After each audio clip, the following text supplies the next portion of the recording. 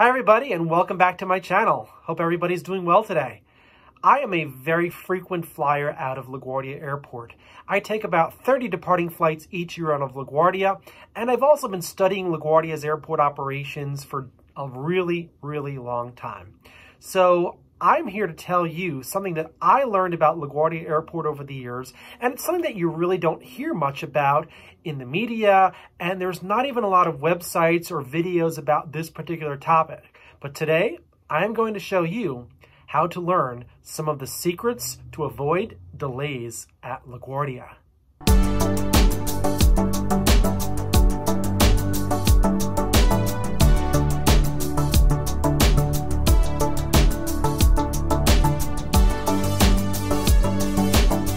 One thing that the media does talk about very often is the rehabilitation of LaGuardia Airport. And by that, I'm talking about the new terminals.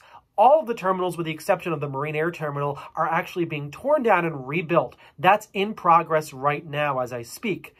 That's great. The airport really needed a makeover, but there is one thing that this entire project is not focusing on, and that is the runway configuration at LaGuardia Airport.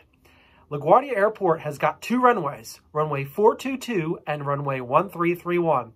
And unfortunately, these runways intersect with each other. This means that if one runway is being used for arrivals and another runway is being used for departures, well, at some point, these flights are going to intersect with each other, which means that for every arrival, there's going to be a departure. So the arrivals are very heavily reliant on the departures at LaGuardia, and vice versa. The departures rely very heavily on the arrivals at LaGuardia.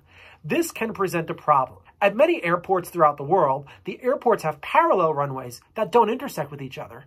This means that one runway can be used for arrivals and another runway can be used for departures. That can actually speed up the process of arriving flights or departing flights. There's no relationship between the two, so you really don't have to worry about one flight crossing an intersection or a flight that can potentially cross an intersection before it lands. When you have parallel runways, you've got less problems. Everyone's going in the same direction, and in airports like Atlanta, where there are multiple runways, you can have two runways dedicated to arrivals and two runways dedicated to departures, because there's so many different options.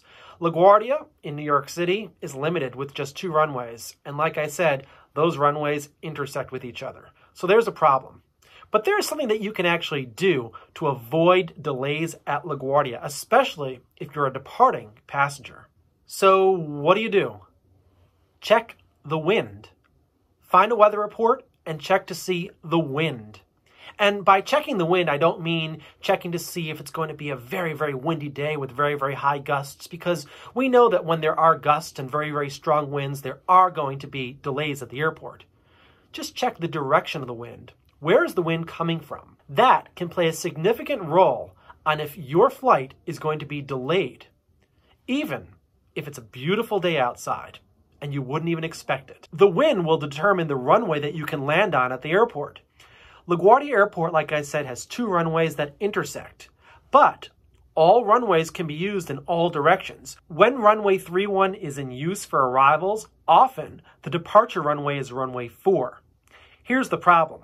When you land on runway 31, yes, it does intersect with runway 4, but the intersection of the runway is quite far down. So for the arrivals that are landing on this runway, you really never know if the particular aircraft that are landing are going to be able to vacate the runway prior to the intersection of runway 4.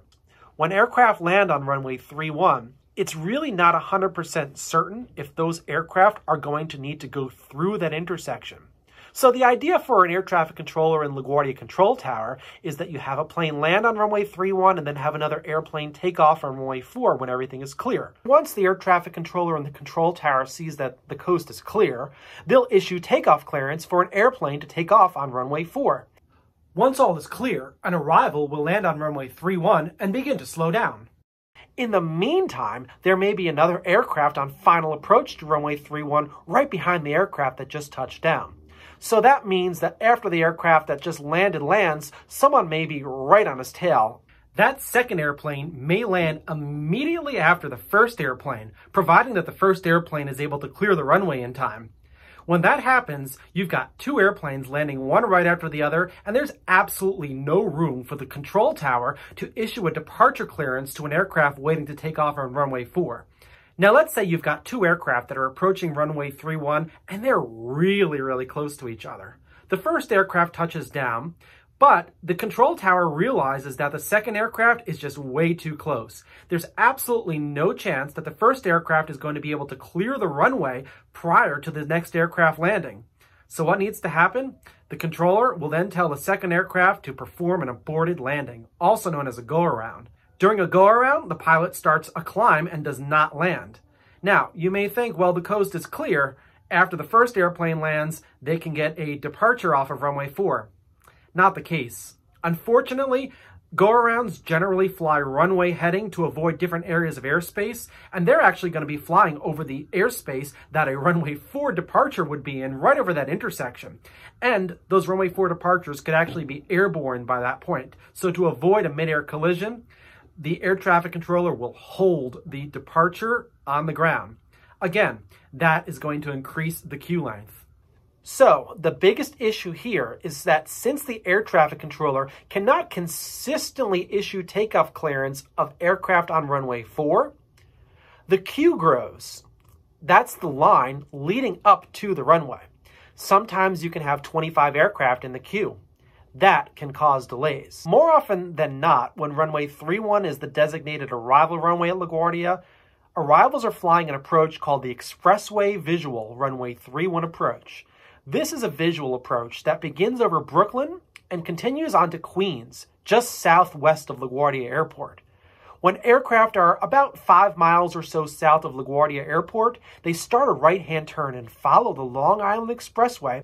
Once they get over Flushing Meadows Corona Park, they start a sweeping left-hand turn visually by looking out the window to land on runway 31.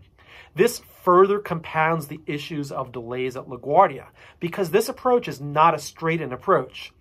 Every single pilot handles this approach slightly differently. Some planes will turn very wide, and some airplanes will make a very sharp turn to land at the airport. So you're really never 100% sure of the exact touchdown time. When you have a straight-in approach, it's a little bit easier to calculate and measure the speed of an aircraft, and sometimes when you have this curved approach, airplanes may get too close together.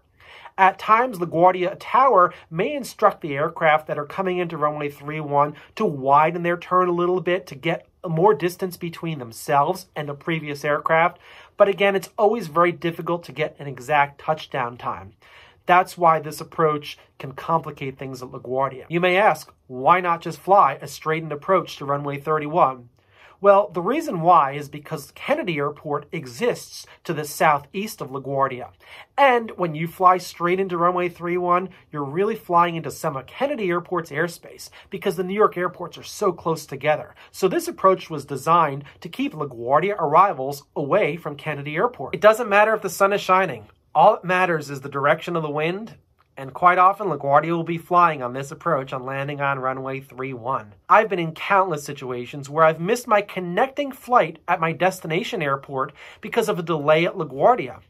The queue was just too long. The airlines actually do build some extra time to allow for taxi time, but just sometimes it doesn't work out. When you've got a really tight connection at a connecting airport and let's say your gates are really far away, there's a chance you might miss your connection. By all means, I honestly try to avoid LaGuardia Airport when LaGuardia is landing on runway 31 and departing on runway 4. And it's just due to the fact that that intersection is so far down the runway, and for each arrival, you just never know if they're going to be able to squeeze departures in between. And then the departure queue just builds and builds and builds. So how can you, as a passenger, potentially avoid a delay at LaGuardia Airport? Well, one thing that you can do is check the weather in advance.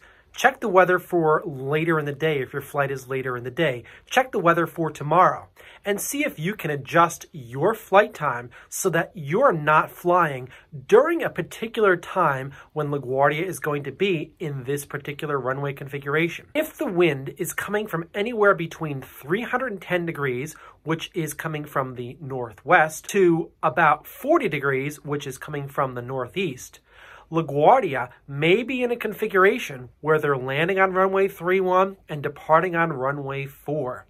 And if this is during a peak traffic time, the runway 4 departure queue may be quite long. If you have the ability to do so, I always recommend changing your flight. Let's say you've got a flight out of LaGuardia at 6 o'clock in the evening, and you know that this is the last option that you have to get to your destination on the West Coast via a connection at a centrally located hub. You see that the winds are going to be favorable for landing on runway 31 and departing on runway 4. 6 o'clock p.m. is quite a busy time for LaGuardia Airport, so you may want to make a decision to change your flight to an earlier time so that you are not on the last connecting flight to your final destination, because you don't want to miss it. You don't want to get stuck in some city somewhere in the United States. I've used this tactic multiple times. If LaGuardia is on a different configuration, then I generally don't worry. So I talked about the fact that aircraft need to land into the wind, and they also do need to depart into the wind. So the wind needs to be at the appropriate angle for both arrivals and departures so that both of them can take advantage of winds that are coming in their direction. There are many different possibilities for runway configurations at LaGuardia. I previously talked about runway 31 being used for arrivals and runway 4 being used for departures. But let's talk about a situation when the winds are coming out of the south. If the winds are coming out of the south, quite often runway 22 is used as the arrival runway, and runway 13 or 31 is used as the departure runway. When the airport is in this particular configuration, the intersection of the runways is much closer to a point where the aircraft are at a higher speed. That means it's much easier for air traffic controllers to get one arrival out for every departure, and vice versa, one departure for every arrival. Let's take the configuration of landing on runway 22 and departing on runway 13. When aircraft land on runway 22, they touch down just before the intersection of runway 13. And if you look at the map of LaGuardia Airport, you see that that intersection is very, very close to the part of runway 13 where those aircraft begin their departure rolls. Therefore, it's guaranteed that every aircraft that's going to land on runway 22 will cross the intersection of runway 13 at a fairly high rate of speed. It's not until after they've passed through that intersection that they begin to slow down. Because of that, the control tower can issue takeoff clearance to an aircraft on runway 13 immediately after the aircraft landing on runway 22 passes the intersection. The distance that the aircraft will take between the time it starts its departure roll on runway 13 to the time it reaches the intersection of runway 22 is very, very short. So you can almost guarantee that you can get a departure out immediately after a plane lands, even if there's another airplane that's pretty close to the airport. This is the optimal configuration for LaGuardia Airport. Even if LaGuardia is departing on runway 31 and landing on runway 22, the air traffic controller in the control tower can issue the runway 31 departure clearance as the aircraft on runway 22 is even approaching the intersection, because they know that that aircraft is moving at a very high rate of speed, and by the time the runway 31 departure reaches that intersection, that runway 22 arrival will be very, very clear of the intersection.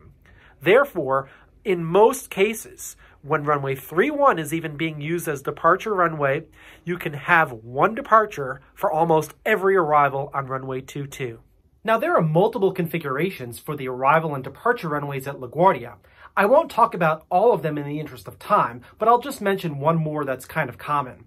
That's when arrivals land on runway 4 and depart on runway 13. Now, it's not completely ideal, but it's better than when arrivals are landing on runway 31 and departing on runway 4. When arrivals land on runway 4, the intersection is still quite a ways down the runway, and again, the air traffic controller in the tower never really knows if the arrival is going to be able to clear the runway prior to that intersection. However, when departures are taking off on runway 13, when runway 4 is the active arrival runway, the distance that they have to travel before they reach the intersection is kind of short. So there's more of an opportunity to get the departure out quickly before the next arrival lands. It's really landing on runway 31 and departing on runway 4 that causes the big departure queue at LaGuardia. So I hope you found that piece of information about this runway configuration, landing on runway 31, departing on runway 4, to be very useful. I know it really affects me very often when I fly out of LaGuardia. Not only is it just frustrating to sit in the airplane while you're waiting to take off, but downline, like I said, I've missed my connection many times. There's another thing that you can do to help avoid delays at LaGuardia, and this is actually something that you can do during the booking process.